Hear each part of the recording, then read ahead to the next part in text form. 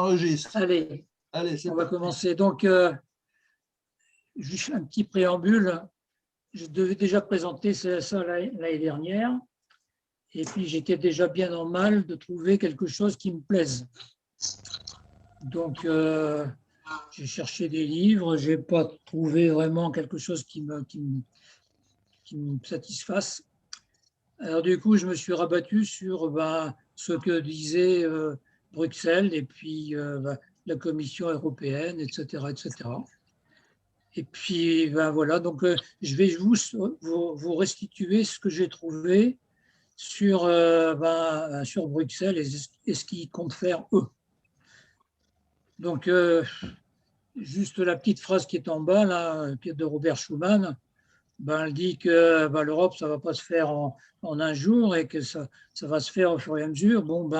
C'était ça en 1950, 70 ans plus tard, on est encore à faire des pas très, très, très lents. Donc voilà. Donc, avant de passer à ce qu'on va faire, juste quelques résultats factuels de l'Europe. Donc, 70 ans de paix ininterrompue, ce n'est pas tout à fait vrai, parce que si on regarde un petit peu autour de nous, dans les années du début de l'Europe, il y a eu d'abord la perte des empires coloniaux de la Grande-Bretagne, de la France, du Portugal, etc. Et puis, un petit peu plus proche de nous, il y a eu la guerre des Balkans. Hein. Donc, une paix ininterrompue relative. Alors après, l'Europe, c'est quoi? C'est une organisation qui est quand même très complexe, même si on se focalise sur l'Europe des 27, mais quand on regarde d'un peu plus près, c'est beaucoup plus complexe que ça, parce qu'il y a la zone euro, l'Europe des 27, il y a l'espace Schengen, il y a l'espace économique européen, il y a l'Association européenne de libre-échange, l'Union douanière européenne, le Conseil de l'Europe, et ensuite, ça rajoute là-dessus l'OTAN. Donc, quand on reprend un petit peu cette carte, on voit la zone des 27 qui est en gris. Et puis, à l'intérieur, on a la zone euro. Et dans l'Europe des 27, on voit le Royaume-Uni qui est en passe de sortir ou qui est sorti maintenant depuis le début de l'année. Alors, au-delà de ça, on voit l'espace Schengen qui comprend bien sûr le Liechtenstein, la Norvège, l'Islande, la Suisse en plus. Et puis, se rajoute là-dessus une union douanière européenne avec Andorre, Monaco, Saint-Marin, la Turquie. Et puis, encore en sus, le Conseil de l'Europe qui comprend l'Arménie, l'Azerbaïdjan et puis tous les pays qui sont cités sur la droite. Et au-delà de ça, il y a l'OTAN avec le Canada, les États-Unis qui viennent se surrajouter. Donc en fait, tout ça, ça s'entrechoque et ce n'est pas toujours très facile à comprendre ce qu'on a fait et ce qu'on veut faire. Donc voilà un petit plan de la zone euro, mais on ne va pas se focaliser là-dessus. Donc quelques faits de l'Europe. D'abord la population. Donc c'est au 1er février 2020, 446 millions d'habitants. Ça se classe derrière la Chine, qui est bien au-delà de chez nous, hein, l'Inde, mais ça devant les États-Unis, qui sont uniquement 325 millions. Donc, dans l'Europe des 27, c'est l'Allemagne qui est en tête et nous, on est en seconde position. Et puis, la partie la moins peuplée, c'est Malte. Et quand on regarde un peu l'histoire, en 1900, l'Europe, c'était 25% de la population mondiale. En 1960, 11%. En 2015, 6%. Et en 2060, on prévoit 4%. Ça veut dire que dans le monde futur, l'Europe, ça va représenter très, très peu de gens, quoi. Alors, au niveau de l'âge moyen, eh bien, comme on n'a pas fait beaucoup d'enfants récemment, et puis qu'on a une espérance de vie qui est relativement élevée, donc on a une moyenne d'âge qui est très élevée en Europe, 45 ans, comparativement aux États-Unis, 40 ans, l'Asie, 35 ans, l'Amérique latine, 34 ans, et puis l'Afrique, 21 ans, qui est vraiment un continent qui est très très jeune, ce qui explique certainement qu'ils sont moins touchés par le Covid d'ailleurs. Alors, bon, l'Europe, ça s'est fait par petits pas. Ça a commencé par les 6 membres en 1958, qui étaient l'Allemagne, la France et puis ses pays limitrophes, avec la Belgique, l'Italie et les Pays-Bas, Luxembourg. Un premier élargissement avec le Danemark, l'Irlande et le Royaume-Uni en 1973. C'est rajouté en 1981 la Grèce, ensuite en 1986 l'Espagne, le Portugal. En 1990, ce n'est pas un membre supplémentaire, mais après la réunification de l'Allemagne, on a rajouté l'Allemagne de l'Est. En 1995, se sont rajoutés l'Autriche, la Finlande, la Suède. Et en 2004, un 5e élargissement avec beaucoup de petits pays, Chypre, Estonie, Hongrie, Lettonie, Lituanie, Malte, Pologne, Tchéquie, Slovaquie, Slovénie. Ça, c'était suite à l'arrêt du rideau de fer. En fait, tous les pays de l'Europe de l'Est ont voulu rejoindre l'Europe de l'Ouest. Ensuite, se rajoutait en 2007 la Bulgarie, la Roumanie, et puis dernièrement, en 2013, la Croatie. Et puis, bien sûr, en 2001, le retrait du Royaume-Uni nous a fait passer de 28 à 27.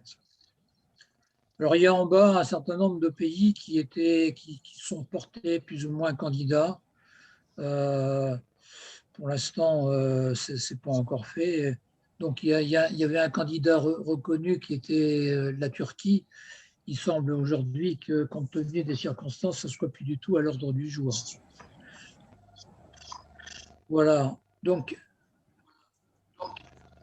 au niveau économique, l'Europe, c'est d'abord un PIB qui était à l'époque, en 2019, de 16 400 milliards d'euros. Mais à ce moment-là, ça comprenait le Royaume-Uni. Donc, si on déduit les 2 523 milliards d'euros du Royaume-Uni, on en est maintenant autour de 14 000 milliards d'euros pour les 27. Alors, bien sûr, le PIB relatif par rapport aux autres pays diminue. Donc, en 2004, on représentait 26%, les États-Unis 28% et la Chine 5%. Mais avec la croissance de la Chine, eh bien, notre part diminue, puisque la Chine est passée de 5 à 15% en une dizaine d'années. Et puis, donc, en 2030, on prévoit que l'Europe va représenter 20% du PIB mondial. Notre monnaie, en 2015, c'était 33% de la monnaie mondiale, par rapport au dollar qui représentait 48%.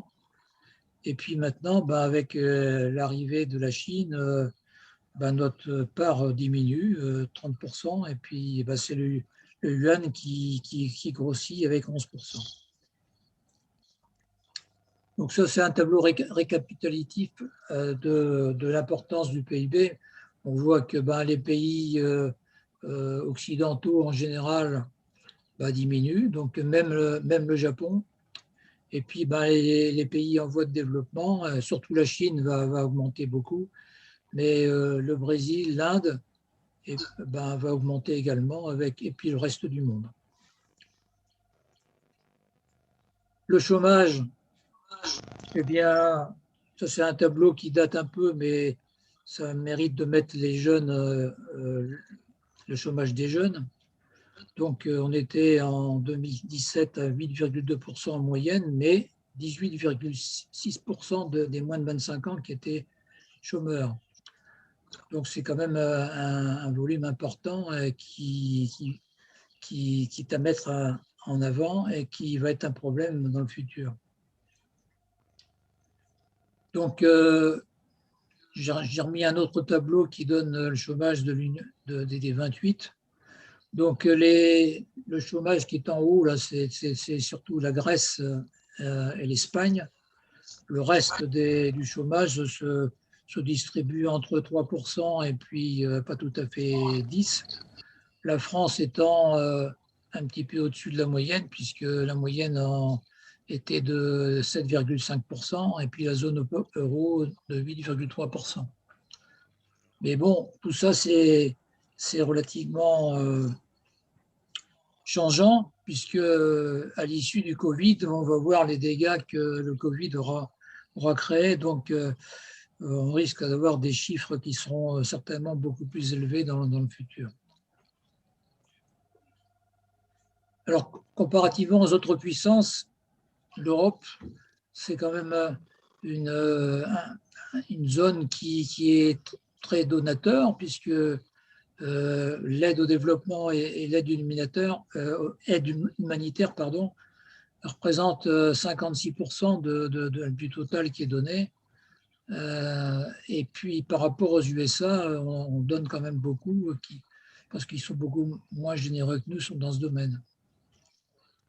Les sociétés européennes sont les plus égalitaires du monde, comparativement aux autres. L'Europe comporte dans le classement 25 des pays les plus pacifiques du monde. Et puis, on a été à l'origine des accords de Paris sur le climat, et ce qui a influencé les Nations Unies sur les objectifs de développement durable pour le 2030. Alors, je ne vais pas revenir sur ce que vous avez fait comme présentation, Michel Clerc. Simplement un petit panneau qui montre ce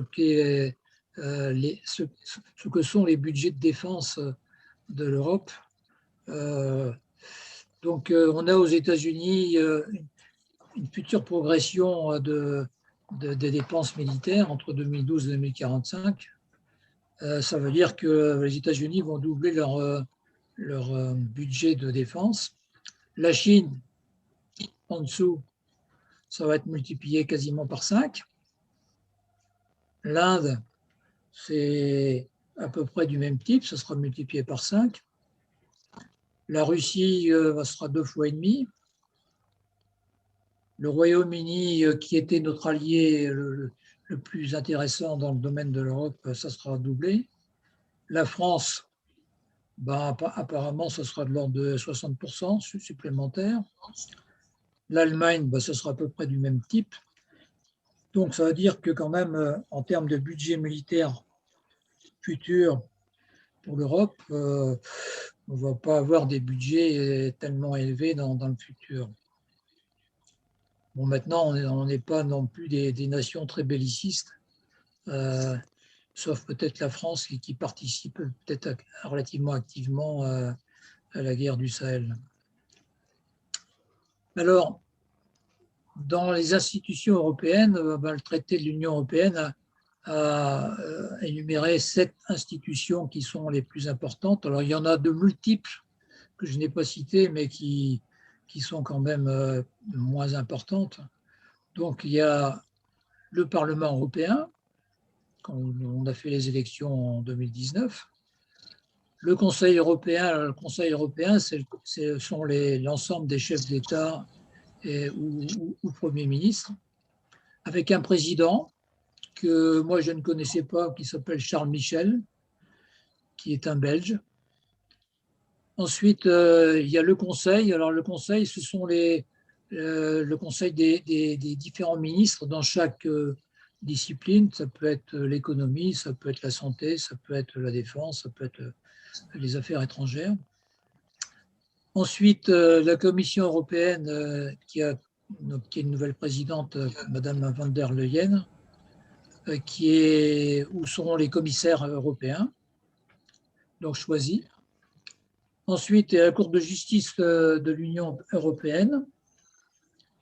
Et bien sûr, la Banque centrale européenne avec une nouvelle présidente qui est Madame, j'ai oublié son nom. Lagarde. C'est Lagarde. Madame Lagarde, voilà. Et puis la Cour des comptes qui vérifie les comptes de l'Union européenne.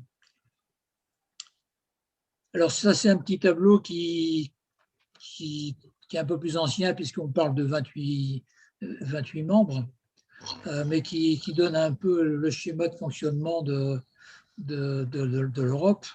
Donc un Conseil européen qui donne les grandes directions et qui donne donc les impulsions à la Commission européenne avec les commissaires qui doivent, eux, faire le travail et puis faire des propositions, soit au Parlement européen pour que ça soit voté, soit au Conseil de l'Union européenne, c'est-à-dire le Conseil avec les ministres des différentes disciplines qui sont citées là, justice, affaires intérieures, etc.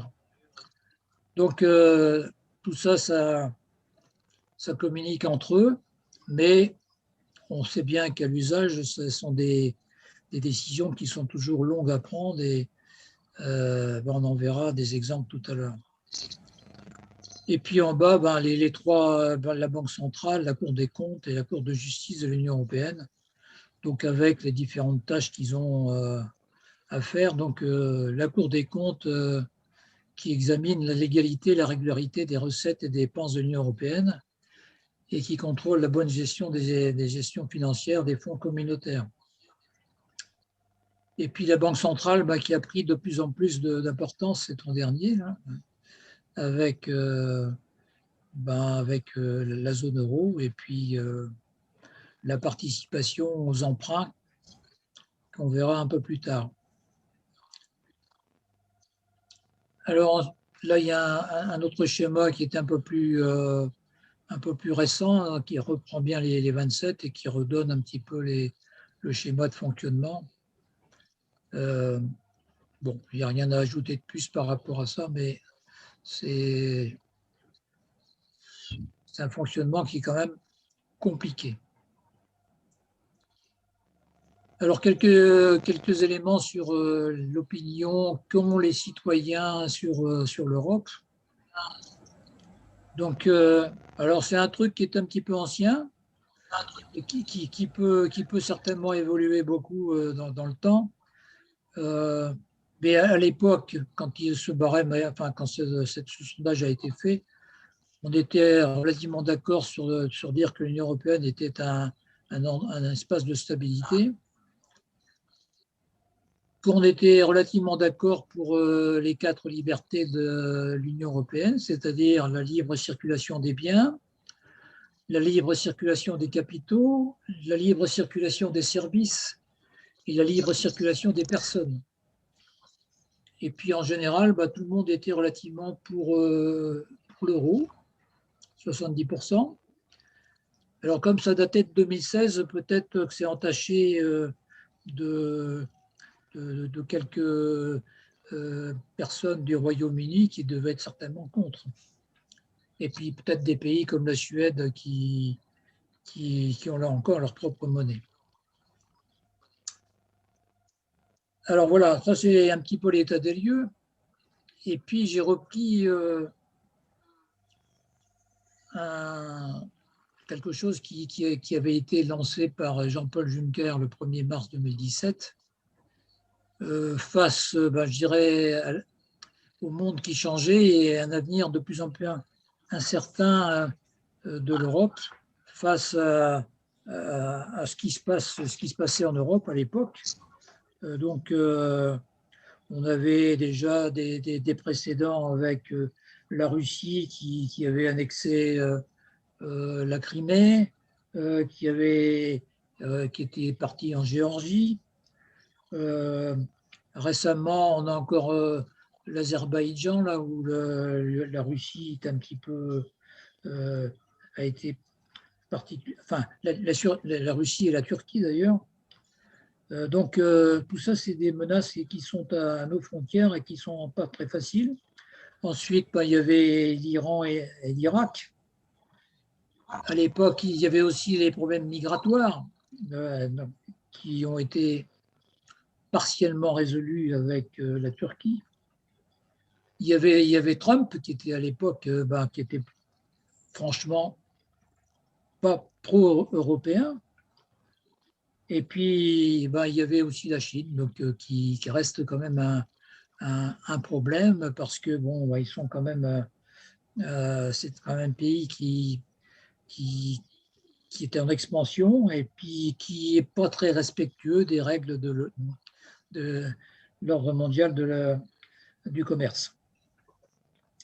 Donc, face à ça, donc, il y a eu une présentation de 5 scénarios qui ne sont pas forcément les seuls envisageables, mais qui peuvent se combiner les uns aux autres.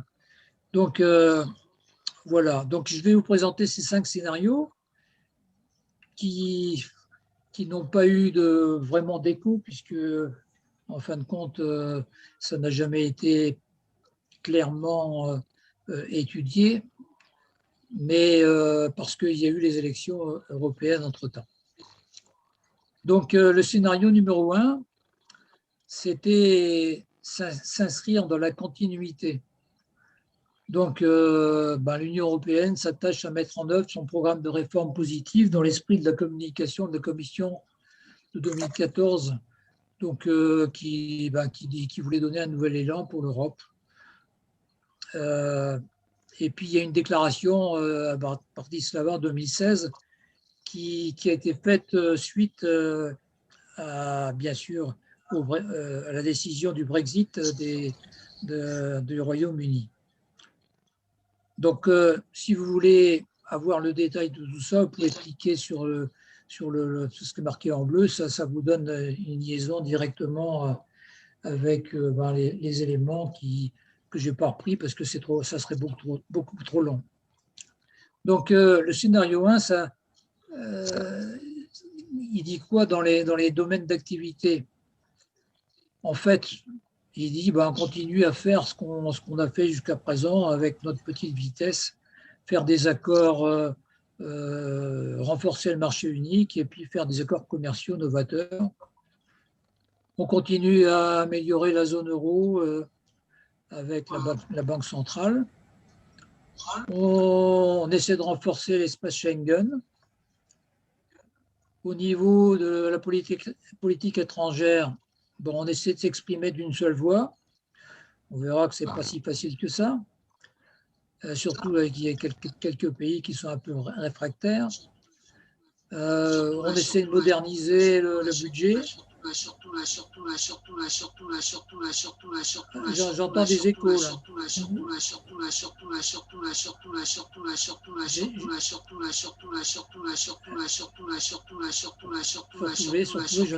ne sais pas.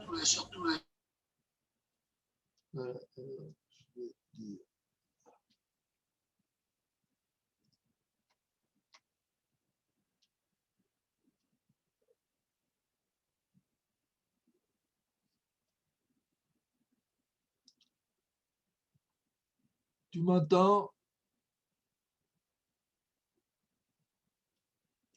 Allume ton micro.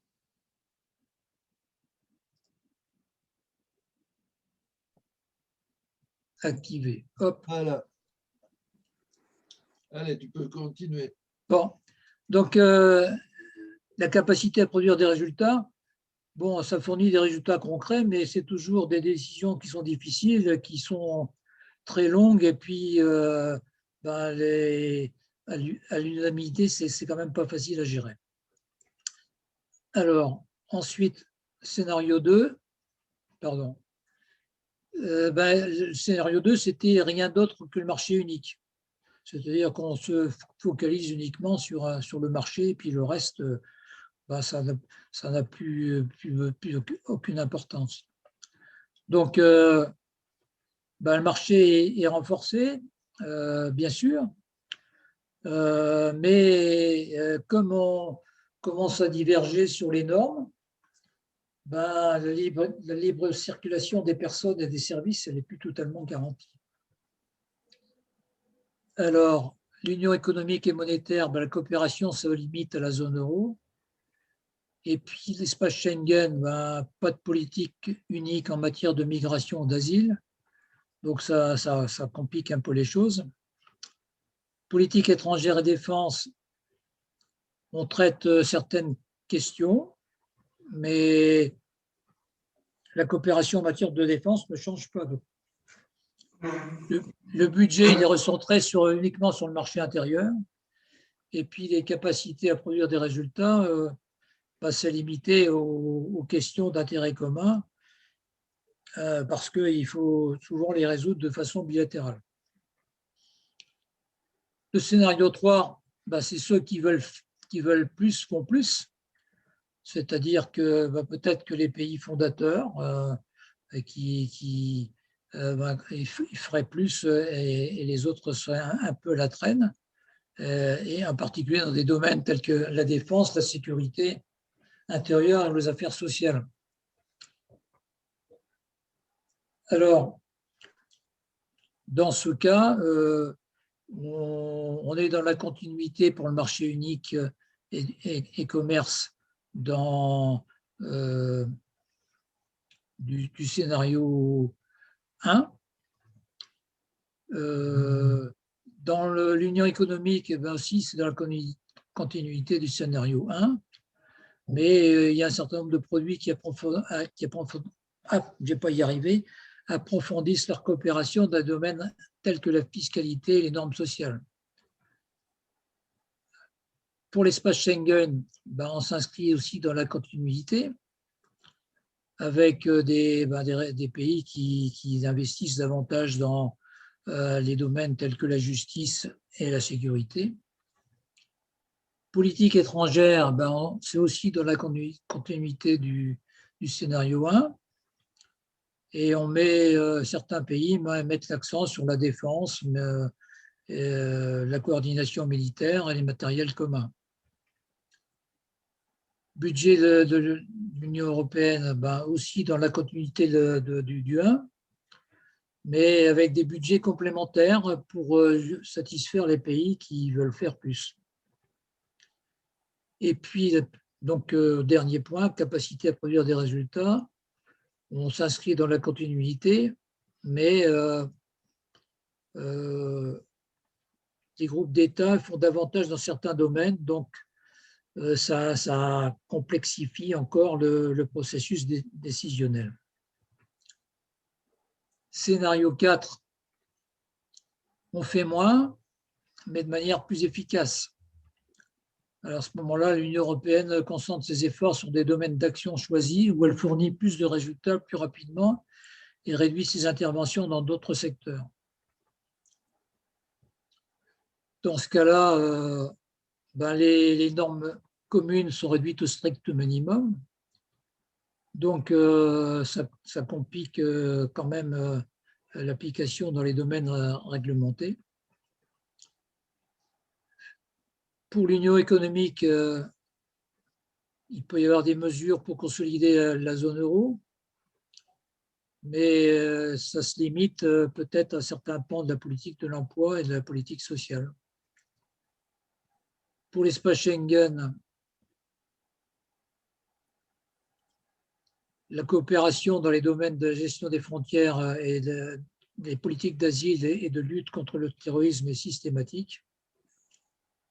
Politique étrangère, on parle d'une seule voix dans toutes les questions politiques étrangères, création d'une Union européenne de la défense, ça peut être une solution. Le budget est considérablement modifié pour correspondre aux nouvelles priorités agréées à l'échelle de l'Union des 27. Et la capacité à produire des résultats, aboutir à un accord initial sur les tâches à privilégier ou à abandonner constitue un vrai défi. Une fois en place, ce processus décisionnel sera peut-être plus facile à comprendre. L'Union européenne agit de manière plus rapide et décisive dans les domaines où elle joue un rôle plus important. Et puis, dernier scénario, c'est le scénario qui fédère le plus, c'est-à-dire faire beaucoup plus ensemble. Donc, les États membres décident de mettre en commun davantage de pouvoirs, de ressources, de processus décisionnels dans tous les secteurs. Les décisions sont adoptées dans des délais plus courts au niveau européen et sont rapidement mises à exécution. Donc, c'est le schéma presque idéal. Donc, dans ce cas-là, le marché unique est renforcé par la convergence des normes et un contrôle plus strict des échanges commerciaux. L'union économique, financière et budgétaire est réalisée conformément au rapport des 5 présidents de juin 2015. Schengen, c'est comme le scénario faire moins de manière plus efficace. La coopération dans le domaine de la gestion des frontières, des politiques d'asile et de la lutte contre le terrorisme est systématique.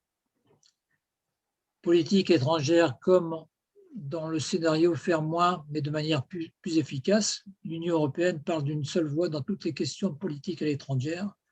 Création d'une Union européenne de la défense. C'est encore loin d'être le cas. Budget de l'Union européenne, il est modernisé et accru, donc soutenu par des ressources propres, un mécanisme de stabilisation budgétaire pour la zone européenne est opérationnel. Capacité à produire des résultats, bon, ben là, on facilite les résolutions des problèmes pour aller plus vite, mais ça peut créer quand même quelques questions pour certains pays qui peuvent estimer que les États membres ont cédé trop de compétences à l'Union européenne. C'est un petit peu une vision fédérative, celle-là, une fédération de l'Europe. Donc voilà, ça c'est un petit peu le résumé des cinq schémas. Donc vous avez en bas du tableau les significations en termes de dimension sociale.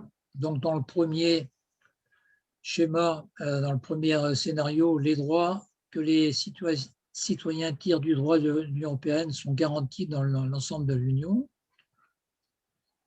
Dans le deuxième scénario, les droits que les citoyens tirent du droit de l'Union européenne se restreignent au fil du temps.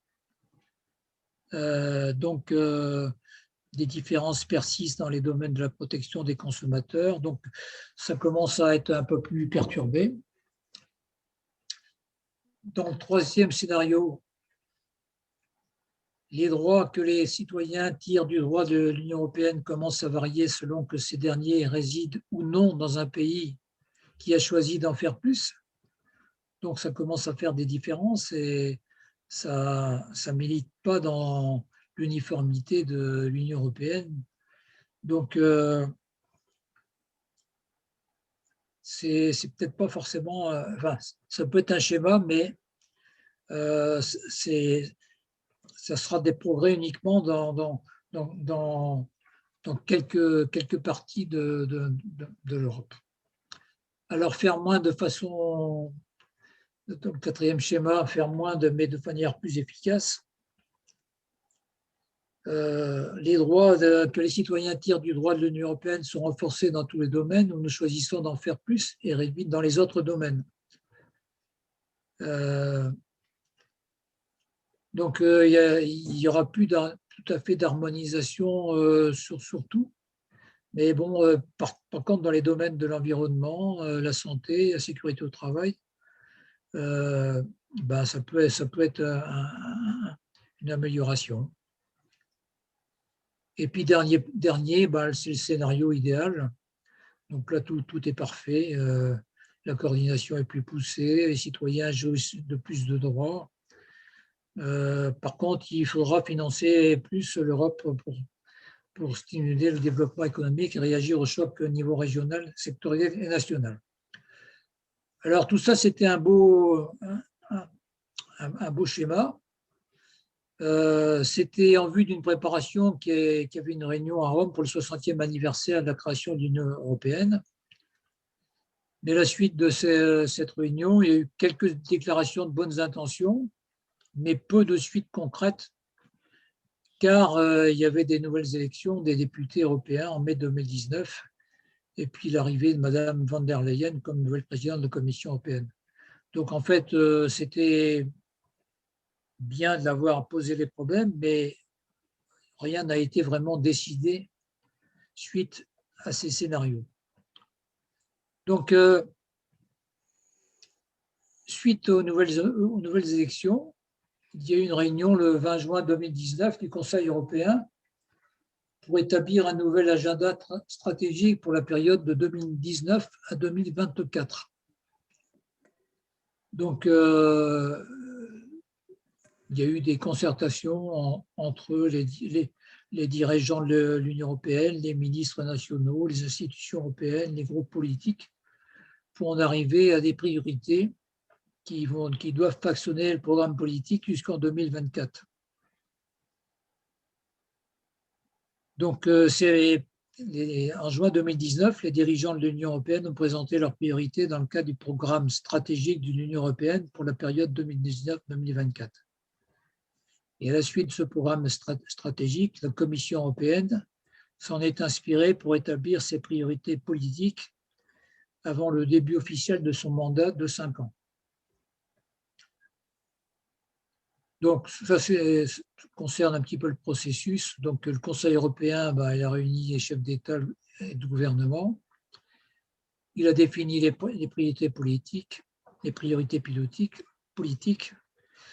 Et puis, cela constitue des priorités du programme stratégique. Bon, après, moi, je pense qu'il n'y a pas de complément à rajouter à ce qui était écrit en dessous. Bien sûr, une fois que les priorités sont énoncées, elles doivent être mises en œuvre par la Commission européenne. Donc, quels sont l'agenda stratégique de l'Union européenne? Protéger les citoyens et les libertés. Contrôler efficacement les frontières extérieures de l'Union européenne et poursuivre l'élaboration d'une politique globale en matière de migration. Lutter contre le terrorisme, la criminalité transfrontière et en ligne et renforcer la résilience de l'Union européenne face aux catastrophes naturelles et d'origine humaine. Mettre en place une base économique solide et dynamique. Construire une économie résiliente en approfondissant l'union économique et monétaire, achever l'union bancaire des marchés et des capitaux, renforcer le rôle international de l'euro, investir dans les compétences et l'éducation, soutenir les entreprises européennes, s'approprier la transformation numérique et développer une politique industrielle solide. Construire une Europe neutre pour le climat, verte, équitable et sociale.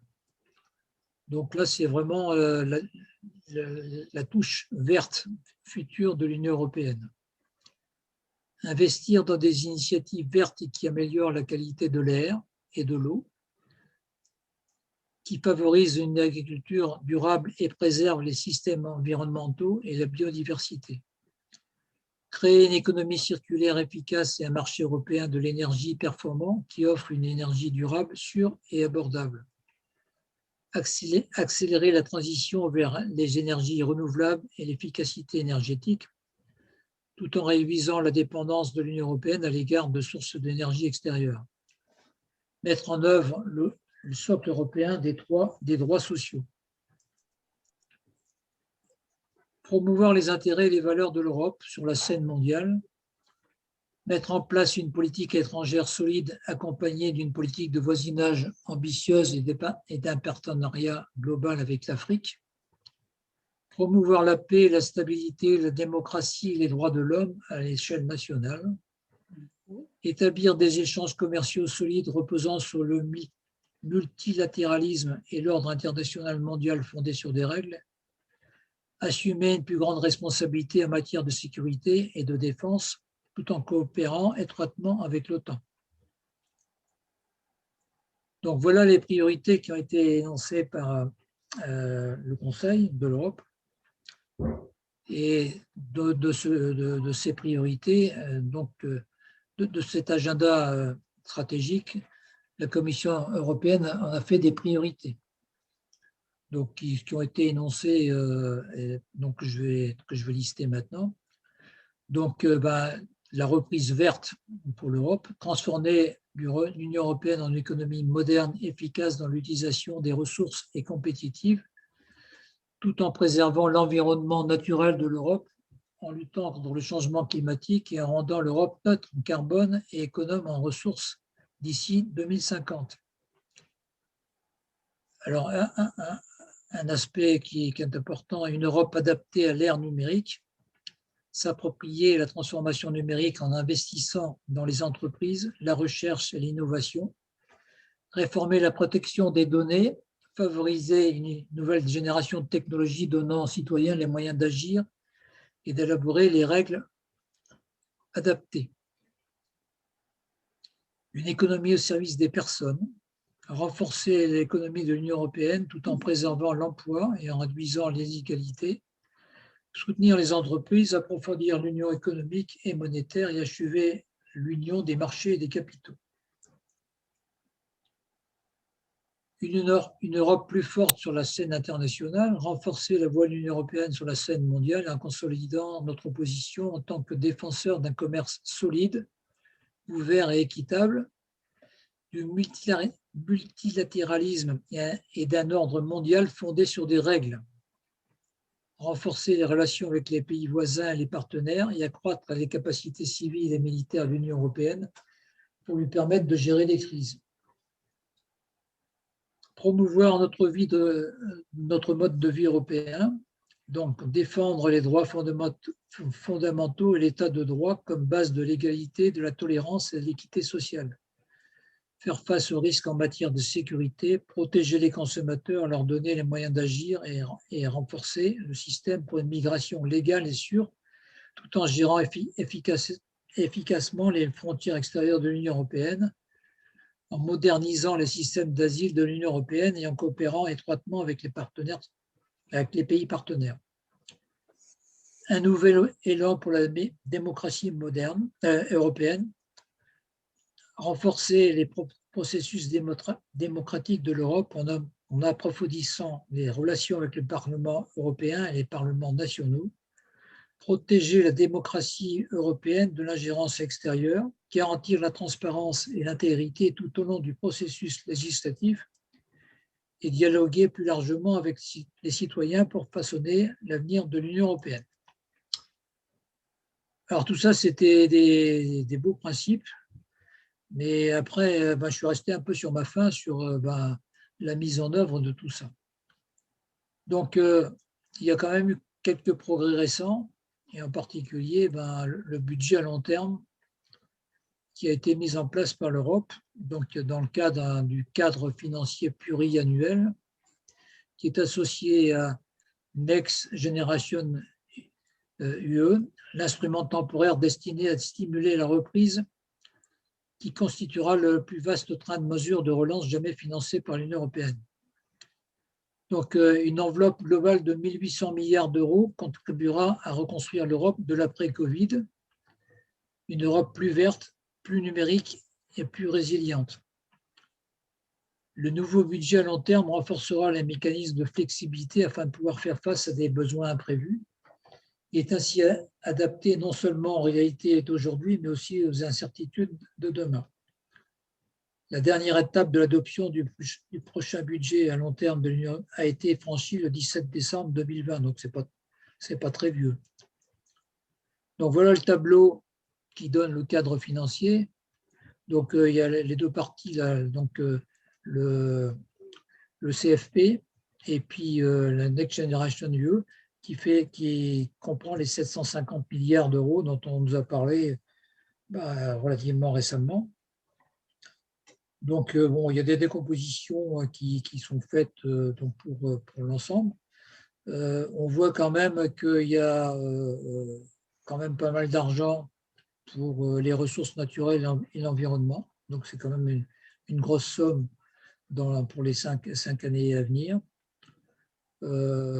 Pour le marché unique, l'innovation numérique, il y a quand même beaucoup d'argent aussi. Il y a les 132 millions qui sont indiqués. Il y a de l'argent pour aussi la migration, la gestion des frontières. Par contre, on peut noter que pour la sécurité et défense, le budget est très faible. Donc, l'essentiel des budgets défense, ça va être quand même encore au niveau des nations et non pas au niveau de l'Europe. Je peux t'interrompre, là j'ai eu au moins une question à poser. Ouais. Sur les 750, le gros paquet est sur la ligne un peu mystérieuse, cohésion, résilience. Oui, alors je vais venir après parce qu'il y a un tableau qui suit derrière là. Ah, d'accord. Ok. Donc voilà. Donc il est décomposé comme ça. Donc vous voyez 672 millions pour faciliter pour la reprise et la résilience. Donc c'est pour aider tous les pays à franchir l'après-Covid. Ça va être ça. Et puis après, il y a tout un ensemble de petites choses qui est bon, le RACT. Donc j'ai une explication qui est un peu derrière là. Il faut savoir que quand même sur les 700, donc les 672, il y en a 360 qui sont des prêts et puis les 312, c'est des subventions. Donc subventions qui vont être payées par le budget de l'Europe. Hein. Donc voilà. Donc, il y a quelques détails sur le plan. Donc, je n'ai pas trouvé beaucoup de choses, beaucoup de détails. Hein. Donc, il y en a plus de 50% qui vont servir à la modernisation. Donc, notamment pour la recherche et l'innovation par l'intermédiaire de Horizon Europe. Donc, si on revient au précédent, Horizon Europe, c'est 5 milliards d'euros. Donc, ce n'est pas des masses quand même. Hein. Ensuite, les transitions climatiques et numériques équitables pour l'intermédiaire du Fonds pour transition juste et du programme pour une Europe numérique, si on revient au précédent, c'est celui-là. Hein. C'est les 10 milliards d'euros. Ce n'est pas beaucoup non plus. Hein. La préparation, la reprise et la résilience par l'intermédiaire de la facilité pour la reprise et la résilience. Donc, ça, c'est le gros paquet. Et puis, il y a RESC-U et puis l'Union européenne pour la santé, qui est un nouveau programme pour la santé dont je n'ai pas trouvé le détail encore, mais qui est là, 1,9 million. Je ne sais pas, c'est pas très clair encore tout ça, parce qu'à mon avis, il marche à vue. Hein.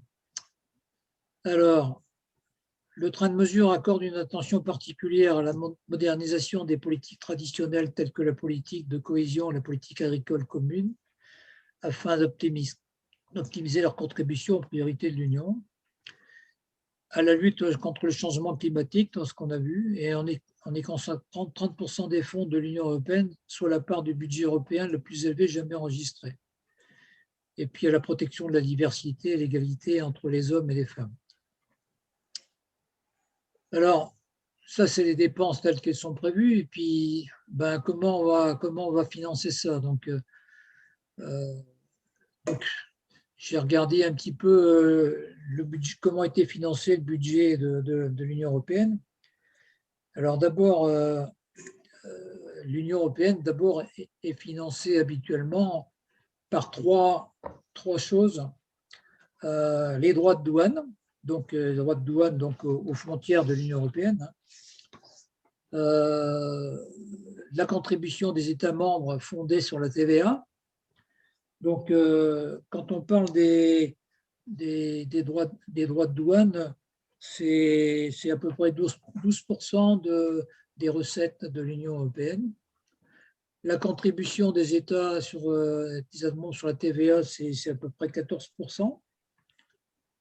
Et puis la contribution fondée sur le revenu national brut, c'est à peu près 70%.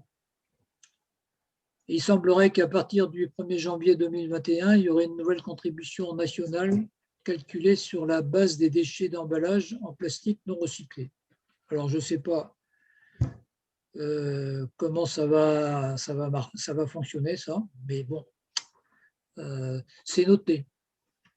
Alors, je ne sais pas si, comme c'est relativement récent, je pense que les modalités ne sont pas encore très, très claires.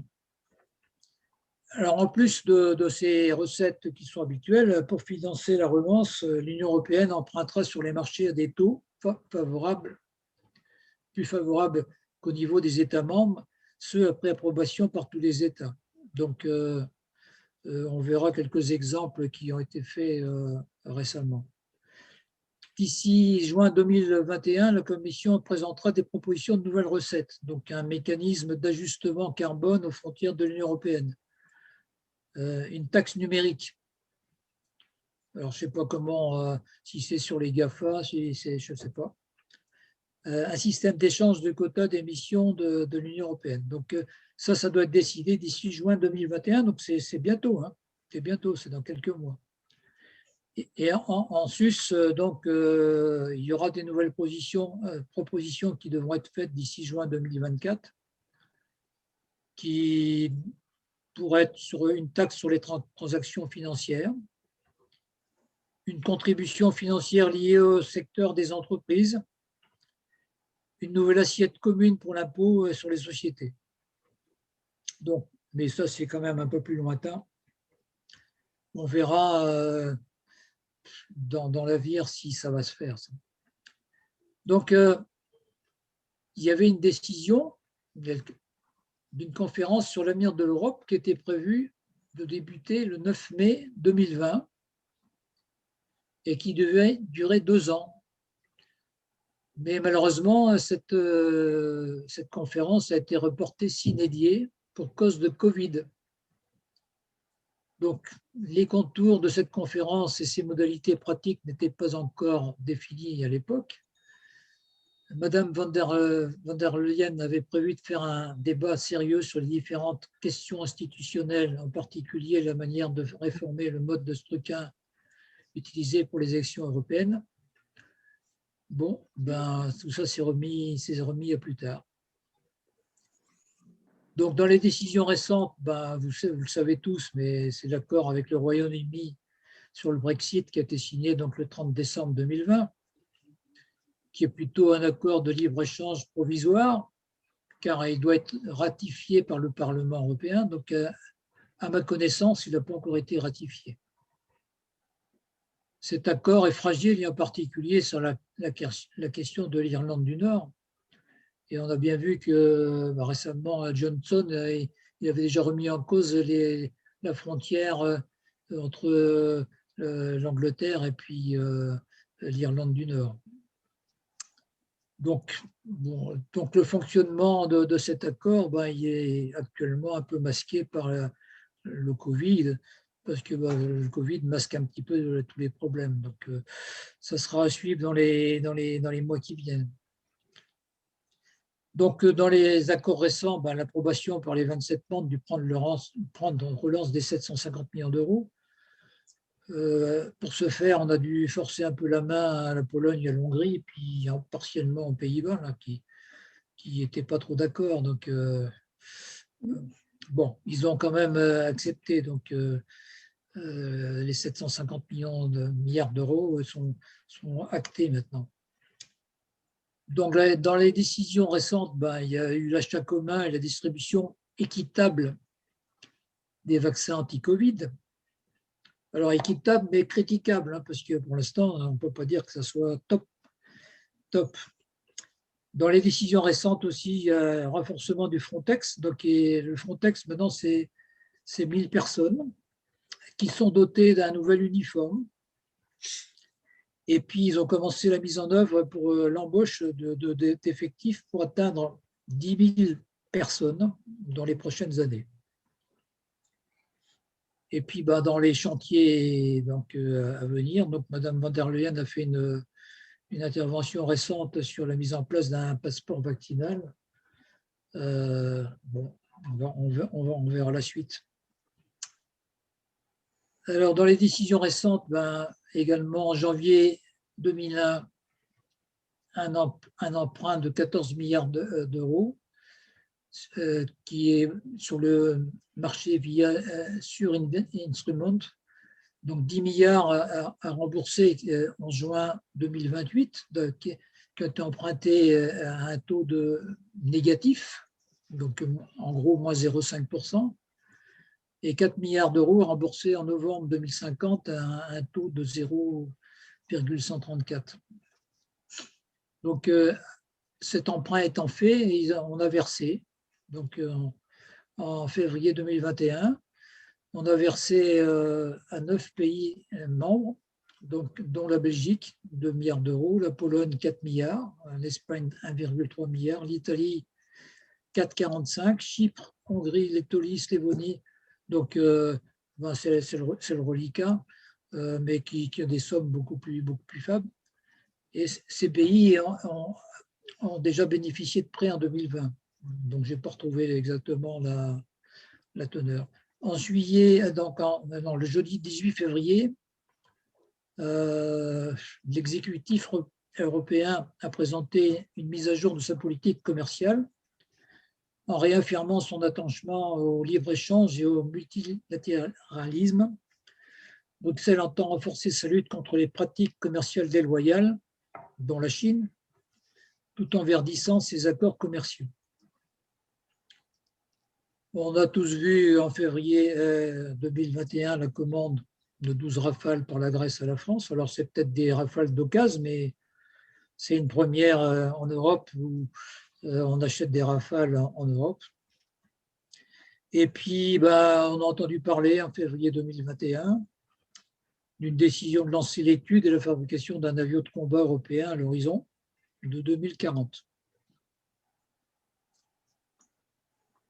Le Covid, il a été révélateur de faiblesse de l'Union européenne. Sur le plan sanitaire, on a bien vu que manque de matières premières pour la fabrication des médicaments. Donc, il y a quand même beaucoup de pénuries ou de cessation de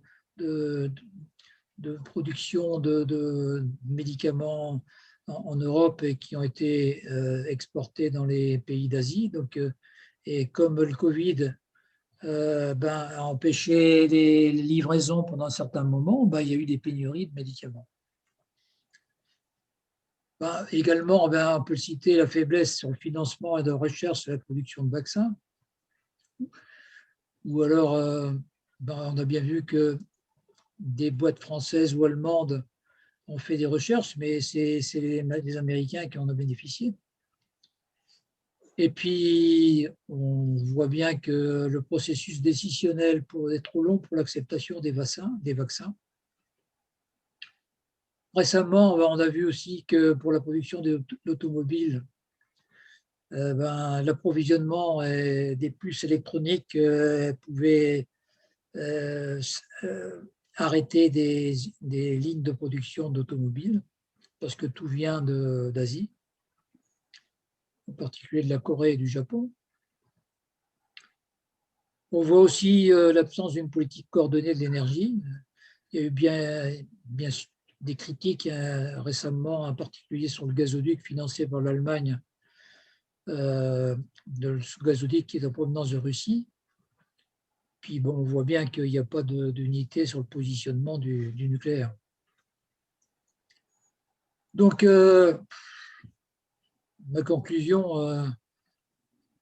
la crise du Covid, bien que chaque pays ait pu réagir différemment face à celui-ci, car confronté à des situations différentes sur le plan sanitaire, aussi bien qu'économique, a montré la nécessité de faire front commun. Le Brexit a paradoxalement incité à une plus grande union des 27.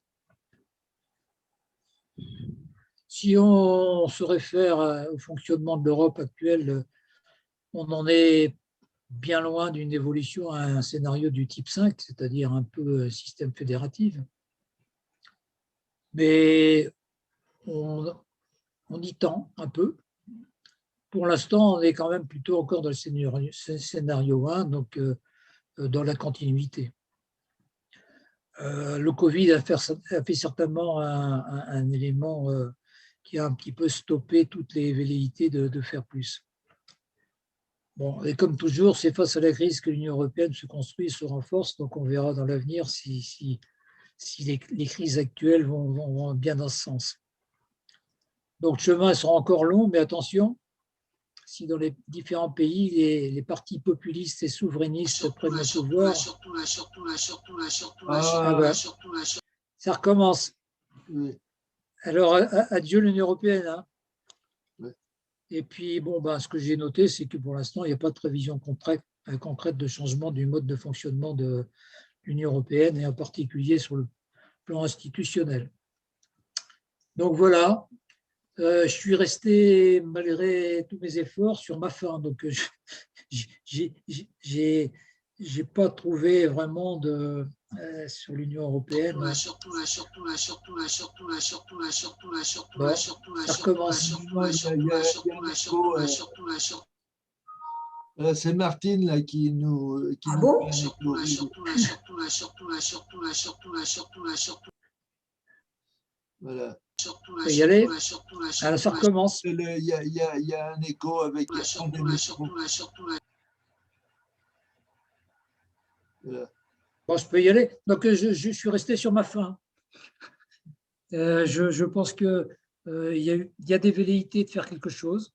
On a envie, mais ben, il y a toujours des éléments perturbateurs. Une fois, c'est les élections, une fois, c'est le Covid. Donc, ben, pour l'instant, ben, j'ai l'impression qu'on n'avance pas. Bon, alors, Donc, je suis un peu pessimiste pour l'instant, il n'y a plus que deux. sur ma vision de l'Europe des 27. Attends, tu me. Bon, je ne sais pas si vous avez des questions. Oui, attends, pour qu'il y ait des questions, il faut que les micros soient ouverts. Tu m'entends là? Allô? Non, non.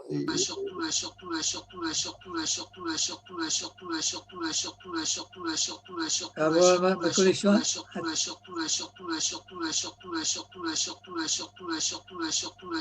C'est toujours un écho. Hein.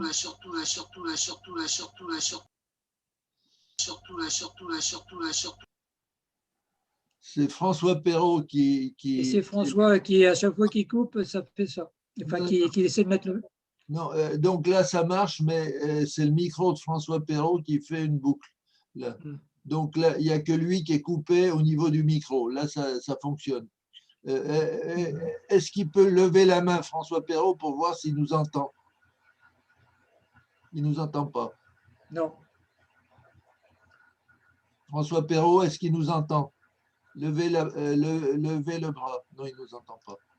Mais quand j'ouvre son micro, ça fait le bazar. Ben, tant pis. Hein. Bon, je laisse ça comme ça. Donc, est-ce que tu peux arrêter le partage là? Tu vas vers le bouton du haut. Hein? Je te parle, à moi que tu parles. Hein? Oui, tu vas vers le bouton du haut et tu appuies sur le petit bouton rouge, arrêter le partage. Voilà. Bon. Alors, je ne sais pas si vous avez des questions, mais moi, j'avoue que je ne sais pas si vous m'avez entendu, mais je suis resté sur ma faim. Si. Oui, on a entendu. Ben, effectivement, bon, donc, c'est compliqué, difficile. À chaque fois qu'il y a une velléité de faire quelque chose, il y a toujours quelque chose qui empêche. C'est soit les élections, mais maintenant c'est le Covid, donc on n'avance pas. Voilà, mais faut faire le système chinois. Et quand M. Xi Jinping dit il faut faire ça, tout le monde comme un seul homme dit on le fait. Voilà. Eh ben oui. Voilà. Bien, donc juste un petit complément sur les vaccins là, parce que bien sûr j'étais aux manettes là pour la conférence du professeur Berch là, très intéressante, donc je vous conseille tous de l'écouter. Hein, et c'est une très bonne synthèse sur tout le sujet, mais il a laissé échapper deux choses que j'ai attrapé au passage. On a beaucoup critiqué l'Europe en disant on n'a pas financé, par exemple, les startups qui ont permis de faire les vaccins à ARN messager. Alors, il a laissé échapper une phrase. Il a dit au mois de juillet, alors c'est dans le contexte français, mais ça a dû être apporté au niveau européen, au mois de juillet 2020, le comité scientifique, on va dire ça comme ça, a dit « nous avons commis une erreur ». C'est rare qu'un membre du comité scientifique dise ça. Alors, c'était pas en public, mais c'était devant un public de choix, puisque c'était l'UTB de Châlons. L'erreur, c'est quoi? Eh bien, on ne croyait pas au vaccin ARN messager. On ne croyait pas à ce type de vaccin. Donc, Oui. on n'a pas privilégié le financement de ce type de vaccin. Il n'a pas prononcé cette phrase-là, mais j'ai capté que ça voulait dire ça. OK? Je rappelle quand même que le professeur Berch, il était directeur du l'Institut Pasteur de Lille. Donc, c'est quand même un spécialiste du sujet. Et donc, l'opinion qu'il a proférée, elle devait être largement partagée par ses collègues, puisqu'on n'avait jamais fait de vaccin comme ça. Alors maintenant, tout le monde hurle en disant « Comment ça se fait qu'on n'en a pas ?» Tout simplement parce que… Et donc, les seuls qui ont payé pour voir, effectivement, c'est pour l'essentiel, c'est les États-Unis, à travers Pfizer qui a demandé des sous à l'administration Trump. Trump, évidemment, il s'en est jamais occupé, ce n'était pas son sujet, hein, mais ils ont géré ça avec les fonctionnaires du département de la santé américaine. Donc, mais ça, c'est le côté joueur du système anglo-saxon. Je me fous de savoir si c'est une chance ou pas de bien marcher et tout. Ça peut marcher, donc je parie là-dessus. C'est comme sur la table du casino. Donc là, c'est une cosse, ça peut marcher. Si ça marche, c'est la bourse. Hein. Je mets des sous là-dessus, sans aucune analyse, j'allais dire, scientifique. Hein.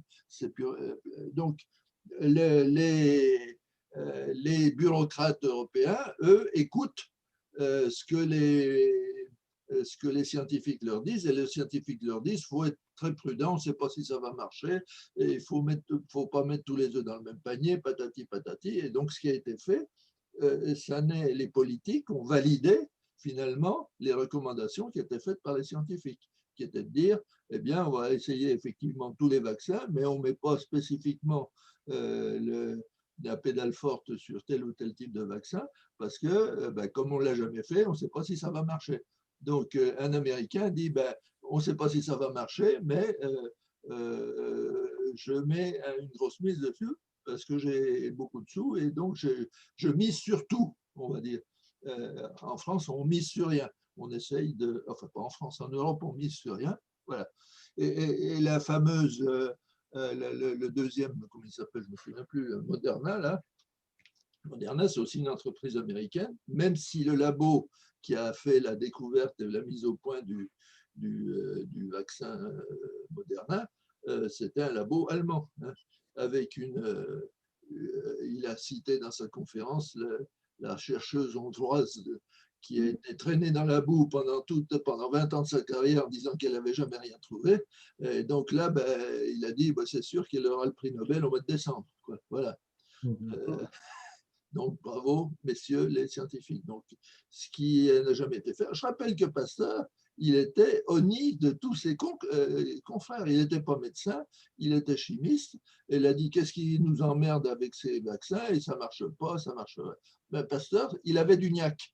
Donc, il s'est battu médiatiquement pour défendre ses idées. Bon, l'histoire a montré qu'il a eu raison, mais l'environnement de Pasteur, maintenant on a fait comme Jeanne d'Arc, on dit Pasteur, on lui a fait une statue et c'est extraordinaire. Il a été abominablement critiqué de son vivant au moment du lancement de son Institut Pasteur. On oublie toujours tout ça. Donc, on a un système qui est par nature conservateur, alors qu'il a un discours innovant et il faut aller de l'avant et tout et tout. C'est du blabla pour les médias, mais au niveau du comportement des gens, il faut être prudent. Tous les comités Théodule disent in fine, il faut être prudent. On est fabriqué comme ça, un peu plus en France que dans d'autres pays. Les Anglais ne sont pas prudents, ils misent. C'est le système anglo-saxon. Si ça marche, ça marche. Si ça ne marche pas, l'argent aurait été dépensé pour rien. Quand on dit ça dans un système français, tout le monde ricane, évidemment. Donc là, c'est le choc des cultures. Bon, c'est comme ça. Hein. Donc, une fois après que, évidemment, donc, ça commence à sortir, le fameux Boris qui a qui a vacciné à tour de bras, ben, il a acheté les doses de ces vaccins 3 fois le prix de celles qu'on l'a payées. Nous, on les a payées pas cher, mais on n'en a pas. Donc, et c'était un choix délibéré dès le départ. Hein. Donc, il faut savoir ce qu'on veut. Hein. On en a pour notre argent. Hein. On en a pour notre argent. Enfin, maintenant, on va en avoir. Puisque M. Breton est allé compter les machines qui fabriquaient les vaccins. Mais si, c'est bien ça. Un commissaire qui va dans les usines, ça ne s'était jamais vu. Ah non, c'est vrai. Pour boire un coup de champagne. Là, un commissaire qui va regarder les machines. C'est impensable, ça. Donc, d'ailleurs, ça fait, si, mais médiatiquement, ça a eu un impact. En disant, ah ben oui, maintenant, ça y est, la commission s'en occupe parce qu'il y a un gars qui est compétent, c'est un ingénieur, hein, une fois de plus, et il va dans les usines, dans les ateliers, il va compter le nombre de machines, puis il va regarder si effectivement le truc qui est marqué sur les commandes a des chances raisonnables d'être respecté.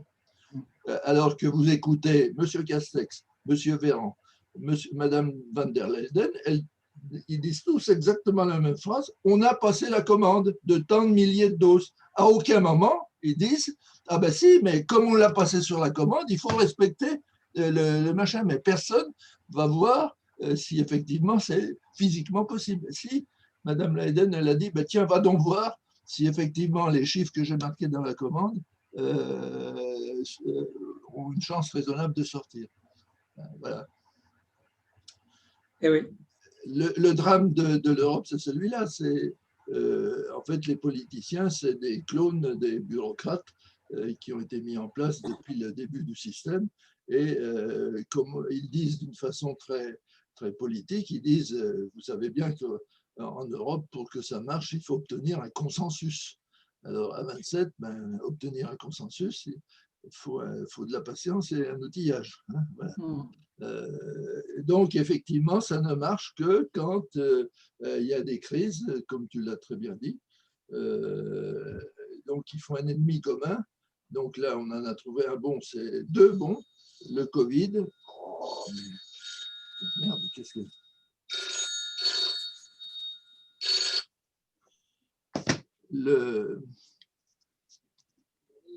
Donc, on a la Covid et puis le Brexit.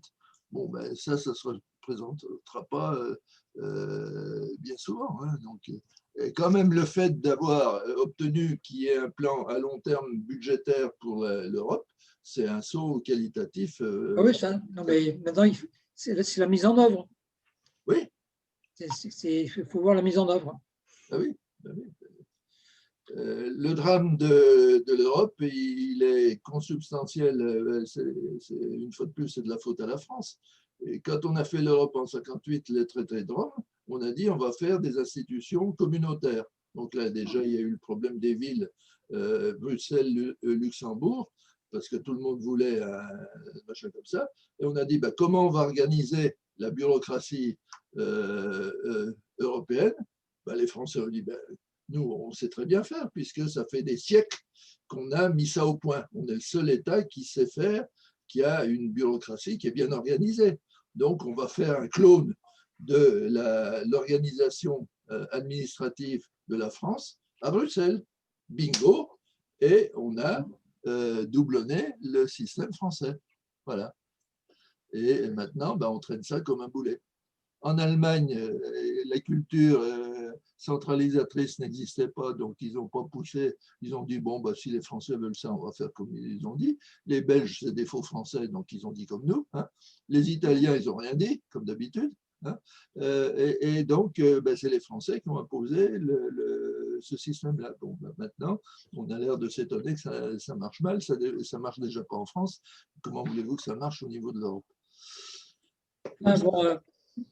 Dans les budgets, c'est la France et l'Allemagne qui sont les plus grands contributeurs. Hein. Oui, mais je ne parle pas des sous, je parle du mode de... C'est le mode de fonctionnement. Mais il faut quand même qu'il y ait une volonté allemande et française de faire avancer l'Europe. D'ailleurs, c'est là qu'Angela, elle a lâché, elle dit maintenant je m'en fous, je me tire, donc je fais sauter le tabou de la mise en commun comme on dit en Allemagne, moi je me souviens toujours dans toutes les réunions allemandes quand on était chez Siemens, et on disait on va socialiser les pertes. Ça veut dire ça, la mise en commun. C'est ça. Et en Allemagne, quand on dit on met quelque chose en commun au niveau budgétaire, je l'ai entendu, pour ne pas dire 10 fois, 100 fois, on socialise les pertes. On socialise les pertes. C'est une expression qu'on n'utilise pas en France. Ben voilà, donc tout ce qu'on met en commun, oulala, les États dépensiers vont faire un trou dans la caisse et les États pingres, comme on dit, vont se retrouver gros jambes comme devant. Donc c'est l'argument des Allemands depuis le début. Hein. Et là, elle a dit, bah, tant pis, c'est la solidarité budgétaire.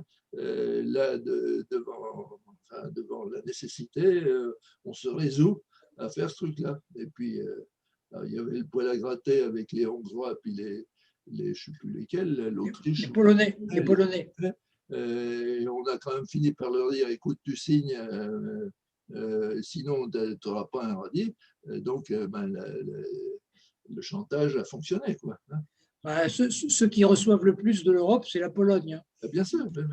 Donc, et on peut pas dire que actuellement ils soient vraiment très pro-européens dans leur manière de faire, et en particulier pour la liberté de la presse, etc. Donc, bien sûr. C'est comme ça. Hein, donc, ça peut changer. Hein. On verra bien. Bon, ben, j'espère qu'on va sortir vite du Covid parce qu'il y a des bonnes intentions, oui. Mais on n'arrive jamais à passer aux actes. C'est difficile. Hein. Déjà, au sein d'un même pays, on a du mal à y arriver. Hein. Donc, au niveau de tout le système, on est tous d'accord pour dire pour qu'il fonctionne, il ne peut y avoir qu'une succession de crises qui imposent la nécessité d'action ou de réforme. C'est dans le dernier traité qu'on a fini par imposer beaucoup plus de décisions à la majorité qualifiée, alors qu'avant, la quasi-totalité des décisions devaient être prises à l'unanimité. Donc, le dernier rempart qui reste, c'était les politiques fiscales. Et donc, là, on est toujours, tout ce qui concerne l'argent, c'est toujours obligatoirement la majorité. Et le temps qu'on arrive à faire un nouveau traité pour dire que ce serait la majorité est qualifiée, alors là, les gars qui ont voté contre, évidemment, ce sera une exclusion de fait. Hein. Donc, ça fait exploser le système. Donc, c'est pas facile.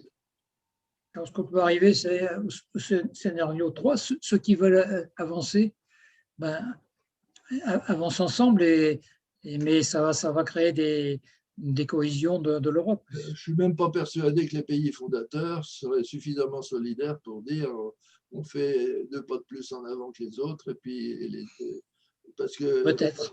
Oui, et ce qu'il faudrait, c'est à l'époque, ça a marché, disons, la communauté européenne de l'acier, parce que c'était la fin de la guerre. On disait, au moins, on a un nonos à ronger qui était simple à identifier, qui était le charbon et l'acier. Et donc, là, ça a fonctionné. Et puis, mais maintenant, tout ça, ça se délite. Les gens, la pression qui consiste à dire, attention, ça va être la guerre demain, sinon, si on ne travaille pas tous ensemble, elle n'existe plus. Hein. Donc, oui, mais la puissance de l'Europe relative par rapport aux autres puissances, elle diminue fortement. Hein.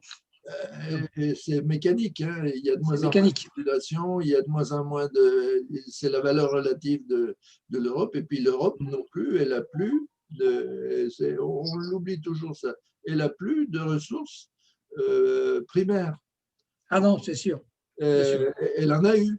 Au 19e siècle, si ça a été une puissance coloniale, elle avait les ressources minières déjà sur son sol, plus ses colonies. Donc, plus de ressources primaires sur le territoire européen et plus de ressources primaires dans ce qu'on appellerait les colonies. Je ne suis pas un affreux colonialiste, hein, c'est comme ça.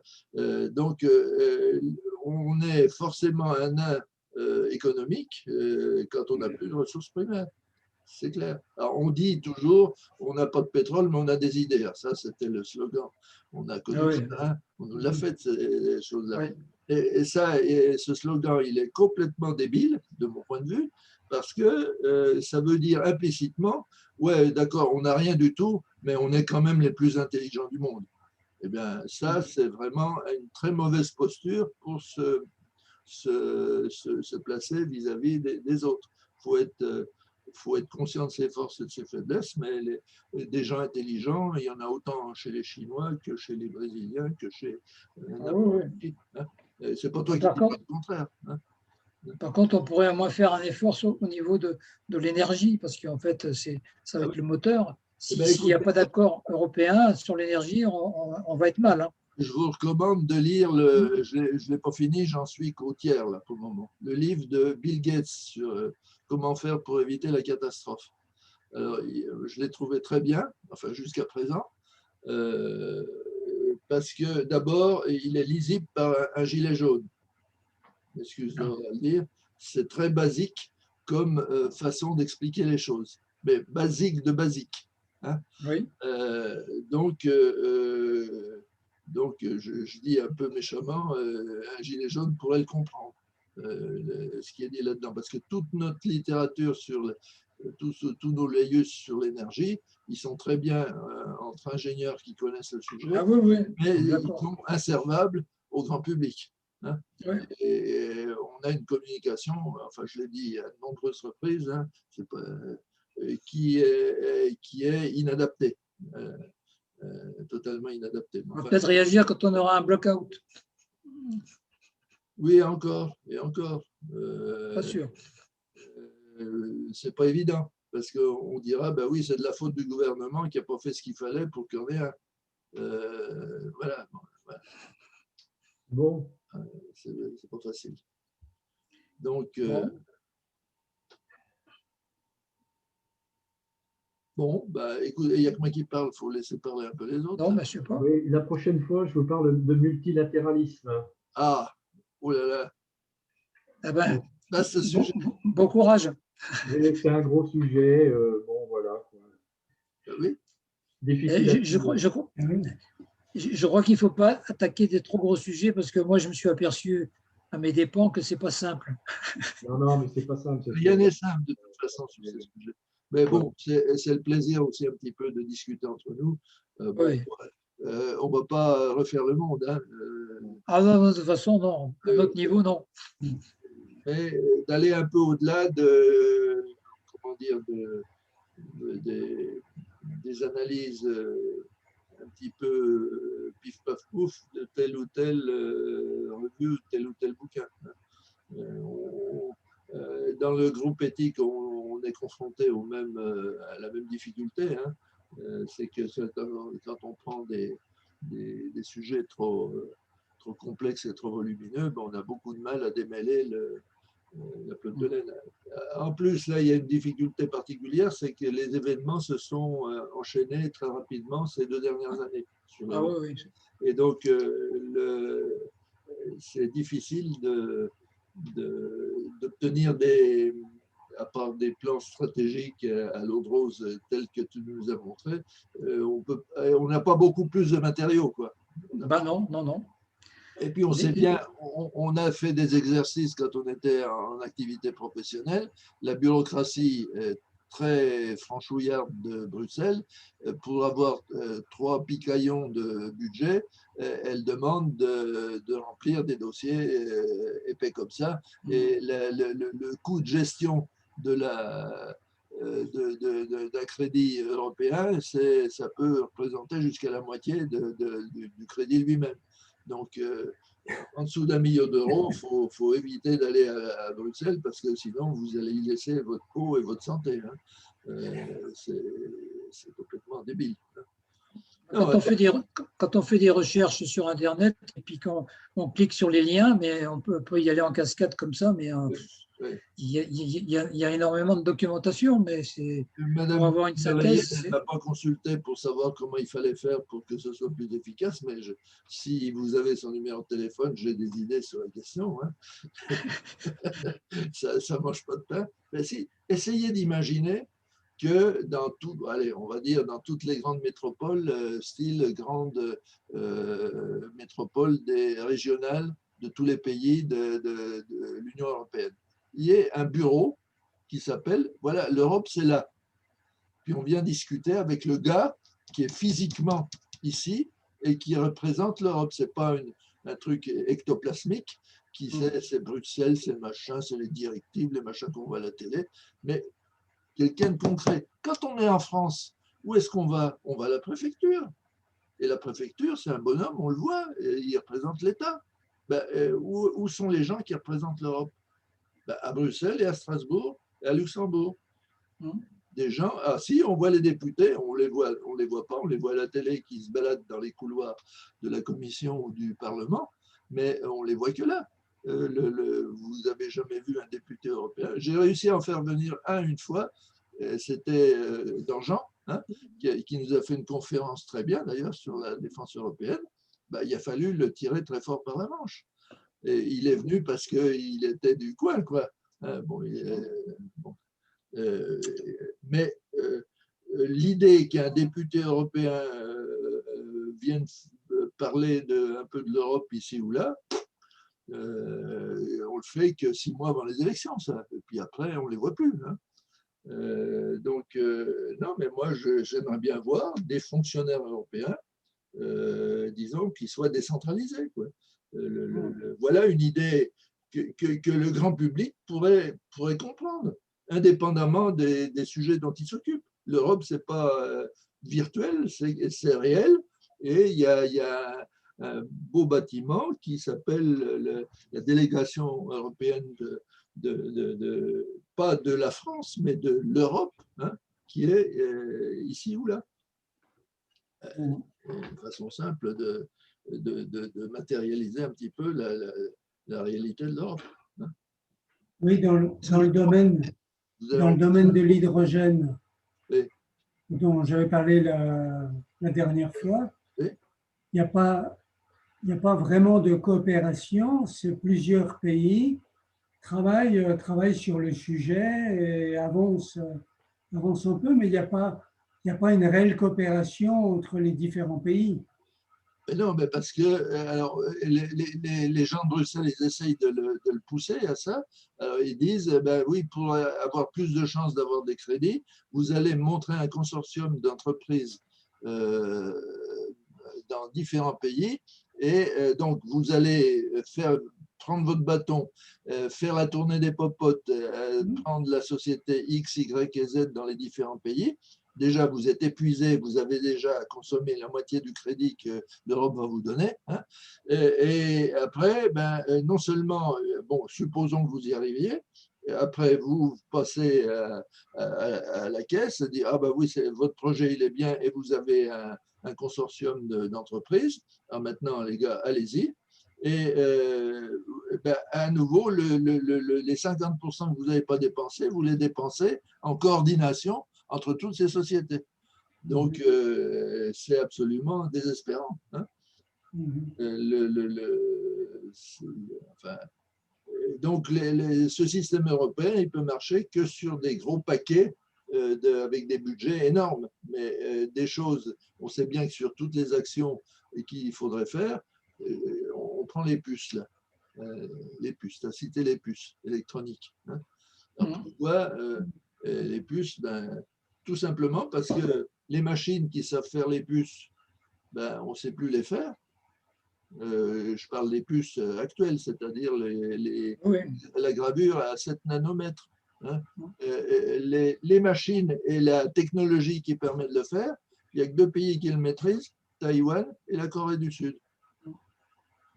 Même Intel ne sait plus faire. Même les Américains ne savent plus faire. Donc, ben, c'est de notre faute. On avait qu'à non, c'est plus simple. J'ai passé une commande. On vient toujours au même truc. Hein.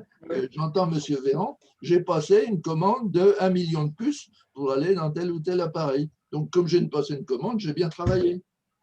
Ben non, il faut passer une commande, certes, mais il faut surtout avoir les gens qui savent faire et la technologie qu'on maîtrise.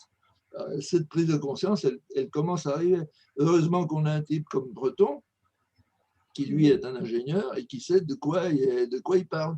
Ben, mon vieux, il doit avoir du mal au milieu de tous ces politiciens au rencard là qu'on a recollés dans ces machins-là, qui sont soit des médecins, soit des diplomates, soit des juristes, soit des avocats, des machins comme ça, qui connaissent que quick à tout ce qui est technologique, aussi bien dans la médecine. Voilà, bon. Donc le problème général de tout le système politique, c'est que quand est-ce qu'on va finir par mettre des politiciens qui soient compétents dans les domaines qui sont censés gérer? J'attends toujours. Hein. Et c'est consubstantiel à la démocratie, ça. Hein. Je cite toujours mon dada, mon histoire bateau là, de Clémenceau. Hein. Clémenceau, il a pris conscience, il n'était pas encore Premier ministre, en 1916, que s'il n'y avait pas de pétrole, il y avait un problème. Et il découvre ça, puis alors on lui fait un peu la morale pour dire, bah, écoutez, comment ça se fait que vous n'êtes pas occupé du pétrole? Il dit, moi, quand je veux du pétrole, je vais chez mon droguiste. Parce que je rappelle qu'en 1916, le pétrole, ça se vendait chez les droguistes. Il n'y avait pas d'automobile partout, le machin. Donc le pétrole, c'était le pétrole lampant qu'on achetait chez le droguiste. Hein? Ben oui. Ben oui. Bon. On se quitte là-dessus. Voilà. Bon, non, bon, je me laisse. J'en ai profité, là, je me lâche un peu. Ça fait du bien. Ça fait du bien. Des charges d'adrénaline. Bon, la prochaine réunion, c'est le 8 avril, hein, c'est ça? Le 7 ou le 8, je ne sais plus. Le 8 avril. Moi, j'ai noté le 7 avril. Le 7? Oui. Non, c'est un lundi, en principe. J'ai pas. Je vais regarder. On avait dit que c'était pas. Le 7, c'est un mercredi. On avait dit que c'était un mercredi parce que le lundi, c'est le lundi de Pâques. Ah oui, c'est lundi de Pâques, oui. Ah, c'est le 7 alors. On a initié le 7 avril, un mercredi. Oui, le mercredi, c'est le 7. Exact, 7 avril. Donc, 7 avril. Ça va. Bon. C'est mieux qu'on soit tous d'accord parce que comme c'est moi qui vais faire la convocation. Non. Bon. D'accord. Moi, le 7, je ne pourrais pas, mais ce n'est pas grave, hein, je l'écouterai. Non, mais là, on enregistre, donc on pourra regarder à nouveau. Parce que là, c'est en dehors de nos discussions, ce qui est intéressant, c'est de revoir le. Donc, je ferai les deux, je mettrai le PowerPoint et la vidéo, si vous voulez.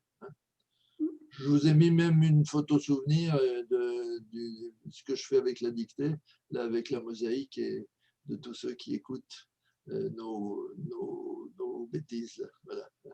Et donc, le 7 avril, c'est à 17h. Oui. Et donc, je vous parlerai du multilatéralisme. Oui. Ok. Si vous voulez. Remonte-fleuve. Allez. Bon, ben, merci Jean-Pierre. Hein. Bon, il n'y a pas de quoi.